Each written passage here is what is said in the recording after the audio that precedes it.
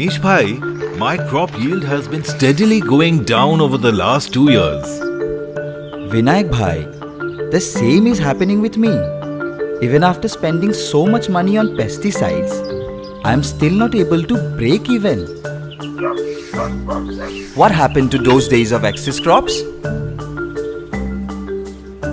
Those days are gone, my friends. By the way, what has happened? We are in big trouble. Our crops harvest quantity and quality have deteriorated even with newer pesticides and seeds. The reasons your harvests have been ruined is because of the extensive use of chemical fertilizers and pesticides and unsustainable practices. What? How is that possible? Let me tell you how your current practices are harming the soil rather than helping it. Cultivating the same crop for years affects soil health, depletes nutrients, reduces organic matter in the soil, and can cause significant topsoil erosion. Overuse of synthetic fertilizers decreases the soil's fertility and biodiversity, affecting the soil microbes. Using harmful pesticides affects pollinators such as bees and butterflies, disturbing pest-predator balance. It seems like we are stuck in a never-ending nightmare. Not yet, my fellow farmers. There is still hope. What hope? Follow me. Do you know about sustainable agriculture? What is that? Sustainable agriculture is the answer to reversing trends that leads to biodiversity loss, damaged ecosystems, and degradation of our natural resources. So how does it help us? Sustainable agriculture includes integrated pest and nutrient management, organic farming, regenerating agriculture, natural farming, agroecological practices, soil and water conservation practices, agroforestry, crop rotation and intercropping, using cover crops and mulching, adopting integrated farming systems, etc. How do you know all this? I was introduced to sustainable farming by develoPPP partnership program initiated by AVT McCormick and GIZ. One of the key principles of sustainable agriculture is maintaining soil health and biodiversity management, about which I shall tell you. So how can one manage soil health and biodiversity? Come, I will show you.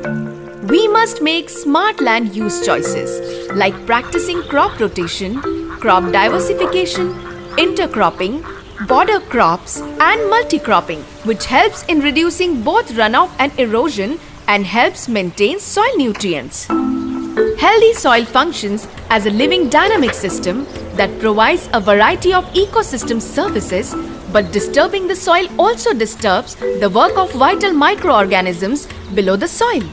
Sustainable agricultural strategies are targeted to increase soil organic matter and reduce erosion through improvements in plant diversity and conservational tillage. Okay, but tell me this. How can we convert to sustainable agriculture and work on soil and biodiversity in our farms? Listen carefully. Crop rotation with legumes provides the most nitrogen for sustainable agriculture systems. Conservation tillage practices, that is no tillage or reduced tillage, can increase soil microbial activities, soil moisture, organic matter, aggregate stability, and crop yield. Soil organic carbon, that is SOC, is extremely important for agriculture. Well-decomposed manure is very important to enhance soil organic carbon. Organic matter is the source of food for the microorganisms that help increase the porosity and aeration of soils. The soil's moisture-holding capacity goes up with higher carbon levels, reducing water runoff. So we now understand what is sustainable agriculture, and now is the time to start practicing. Always remember, sustainable agriculture based on diversity and land use also attract and sustains a variety of pollinators like the honeybee, butterflies, birds and natural pest predators such as ladybird beetles, saving the farmer money on insecticides. With farmers adopting practices good for their farms, They should also inform other farmers about the benefits of sustainable agriculture. Healthy soil equals to enhanced biodiversity, healthy farms, and more happy farmers.